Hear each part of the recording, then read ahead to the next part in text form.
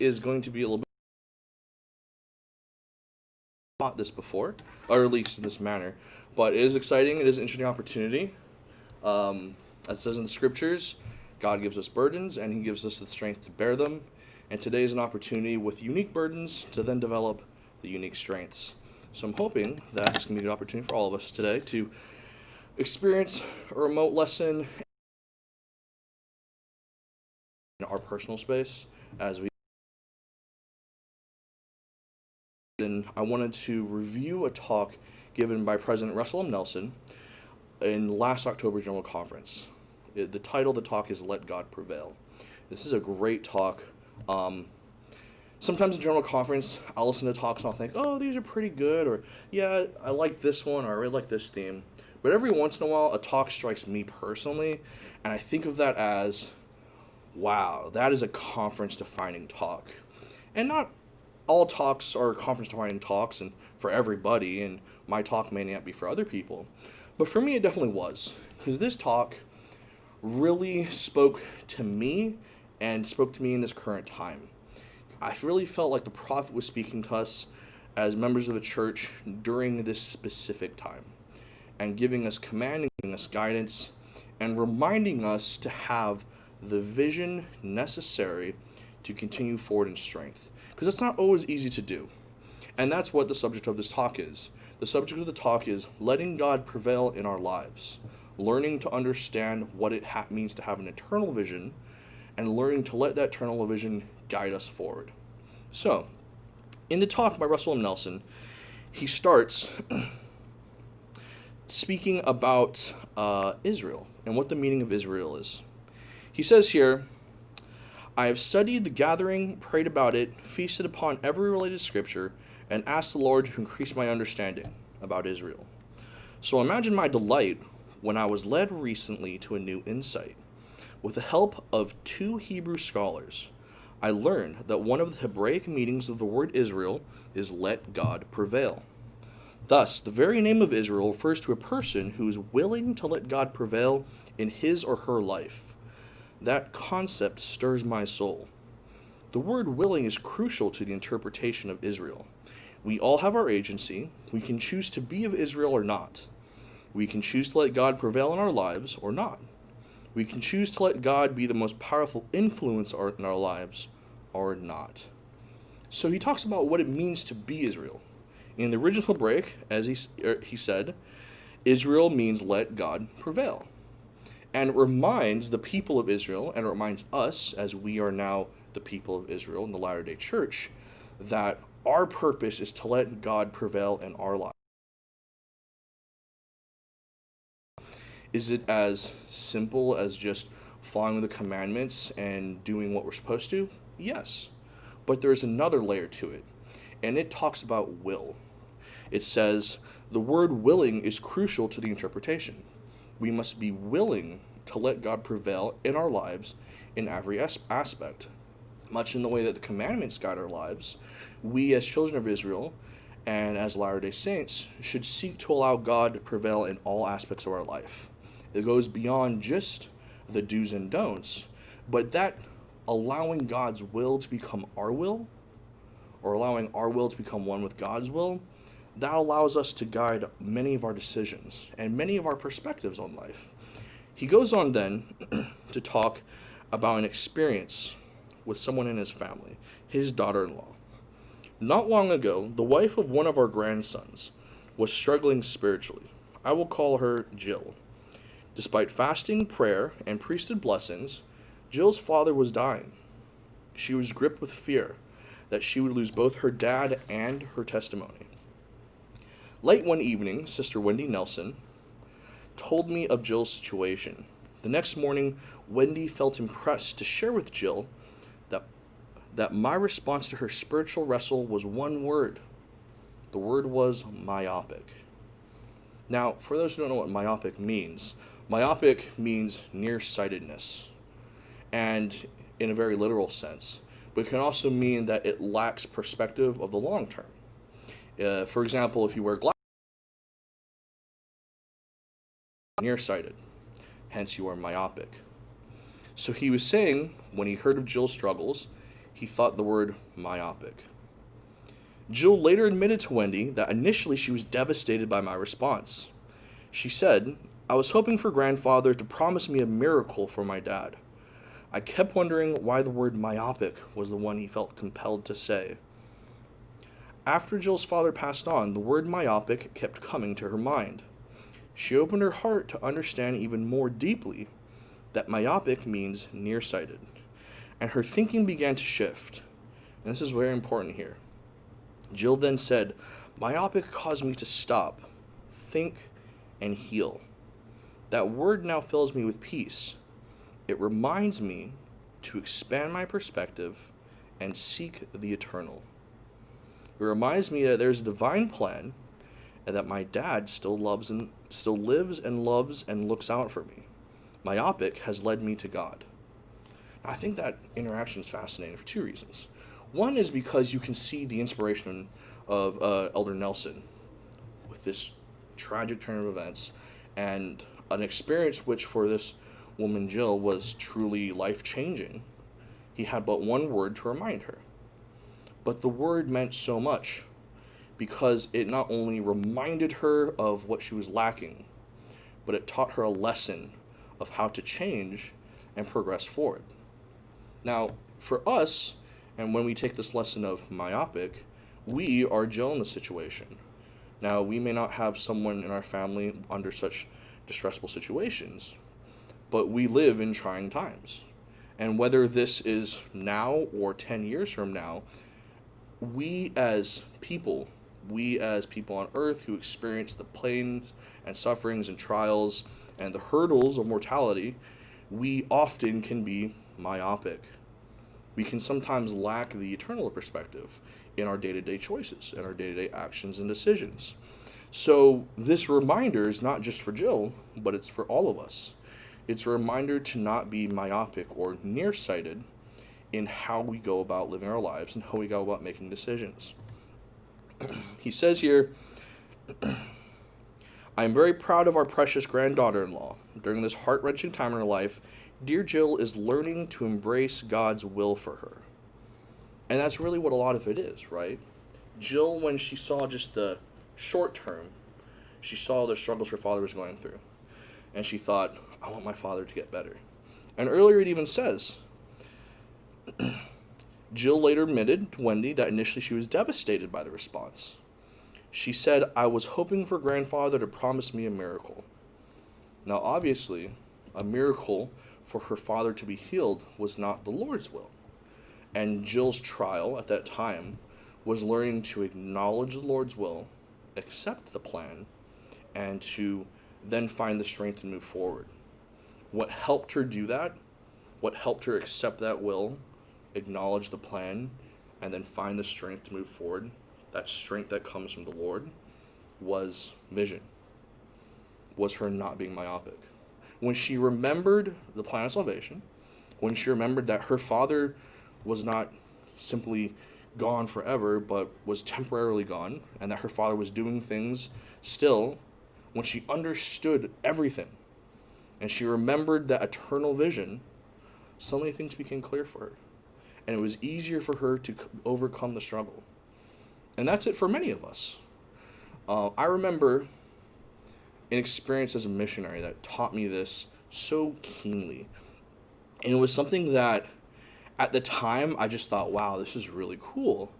But as I got older, I began to understand how having faith in the Lord's plan, having the humility and the obedience and the patience to follow through with the Lord's will, and then at the time I lacked vision, but now that I'm older, I come to understand that having vision in that moment would have made things so much easier. So, as a missionary, sometimes we do something called splits, or divisions, where you and your companion would swap places with someone else. So in this particular instance, a zone leader, a missionary who had been in the field longer than I had, was working with me, and then my companion went with the zone leader's companion to work in their area. And this zone leader, I remember he was a upright guy, super well liked, very friendly, but sometimes so friendly that some people kind of thought he was a little naive. You ever know someone like that who's just so friendly and so positive you can't help but think, come on, man, like, you haven't been around the block. Well, people who think that oftentimes are being myopic. Because when this zone leader came in, he talked to me. He said, Elder McIsaac, I have a feeling that we can talk to 8 people today and ask them to be baptized, and they're going to say yes. Now, this may be something crazy for other missionaries and other missions, but in my particular mission, while 8 was a very challenging number, maybe setting 2 people with a baptismal date was a feasible option. But to set 4 times as many people in one day with a guy who had never been to my area, I thought, okay, you're being a little naive. I know this area a little better than you do, Elder, and there's no way we're going to set 8. But he said, Elder, I prayed about it, and I really feel like the Lord wants us to set 8. That's the number that I just can't let go of. He had vision. I was being myopic. So he said, Elder McIsaac, I want you to sit here and pray about it. We're going to pray, and we're going to fast for our breakfast, which I thought, I got to skip breakfast now with this guy. Come on, you've been here for 4 hours, and I got to skip breakfast now. He said, we're going to pray, we're going to fast, and we're going to think of the 8 people that we need to visit. So we did it, and I racked my brain for every single person I could think of, and we planned out a full day of visits, which, by the way, was unusual. It was unusual for a missionary to have every hour of the But we set every hour of the day, and we followed that record down to a T. And I'll tell you, of the 8 people we wrote down, not even half of them accepted the baptismal date. But of the 8 people we visited, their neighbors, their cousins, their nieces, their nephews, people who I'd never met before, who just happened to be visiting, who just said, I've talked to the missionaries before, or, I'm their neighbor and I see you guys come by all the time and I've always wondered what this was about. Just coincidences, right? They all were like, this is great. I want to hear more. Yeah, I'd be willing to be baptized. This is wonderful. I want to hear more. And we set 8 baptismal dates.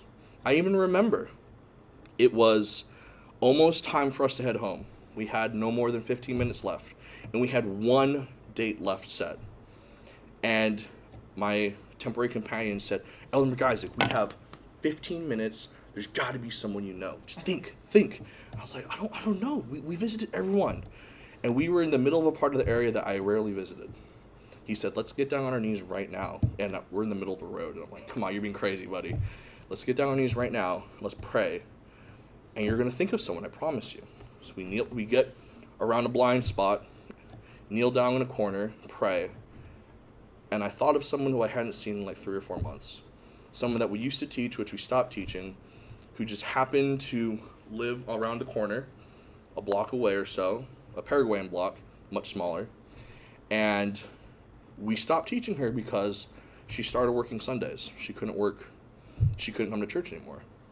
I thought, this is it, let's go. So we literally were running through the neighborhood to go visit her before the curfew. She's home, and she recently got a new job no more than a couple weeks ago. And she set a baptismal date. Now, did all those people go straight to baptism? I don't know, I got transferred.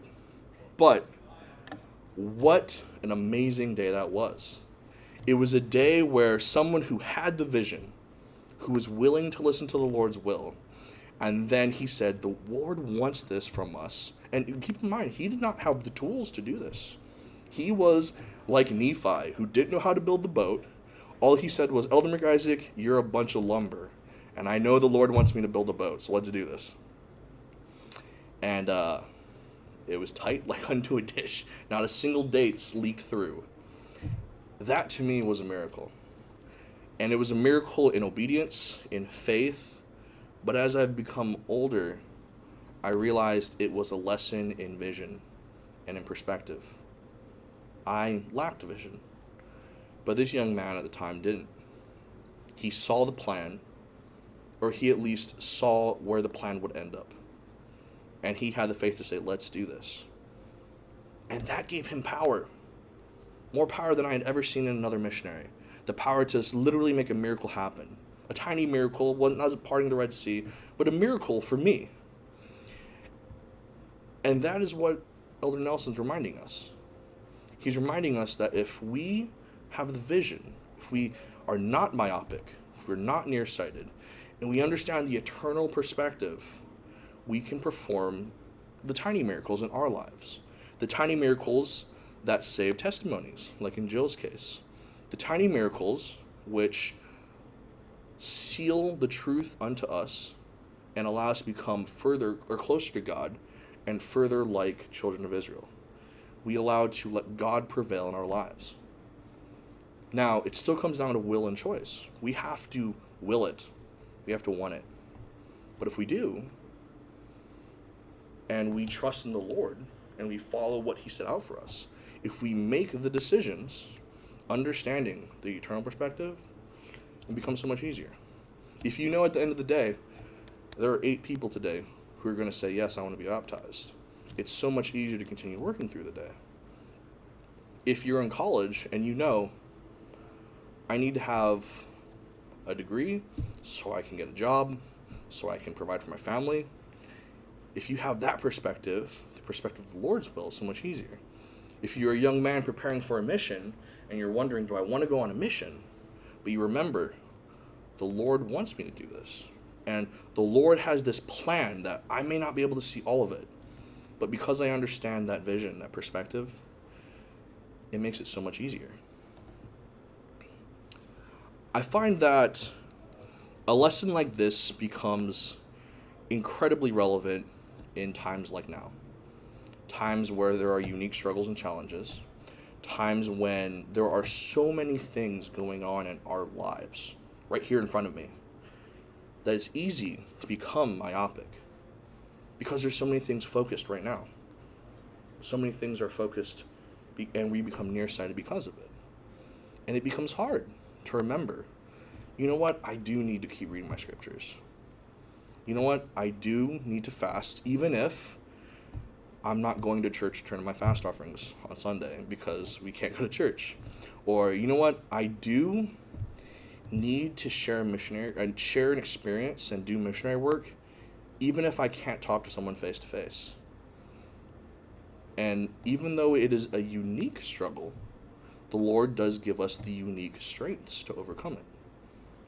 The Lord has set things up. The Lord has set up the principles.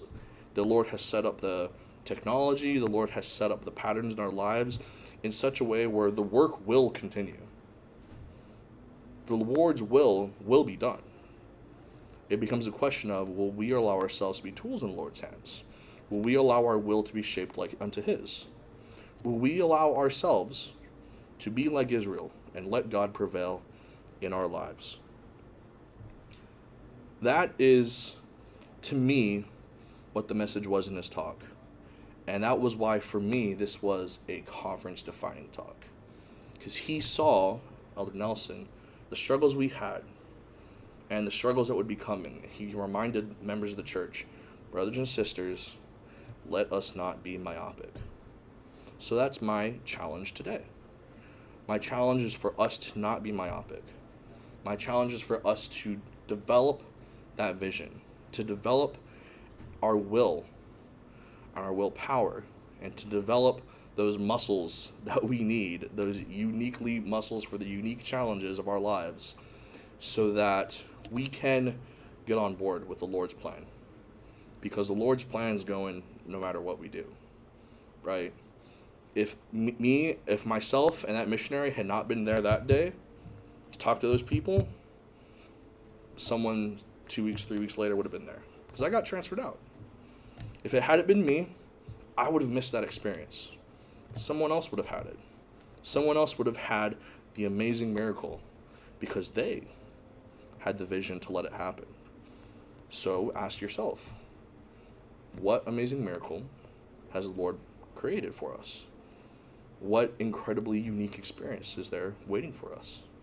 And will I let the Lord's will prevail in my life? Will I become of Israel? I say these things in the name of Jesus Christ. Amen.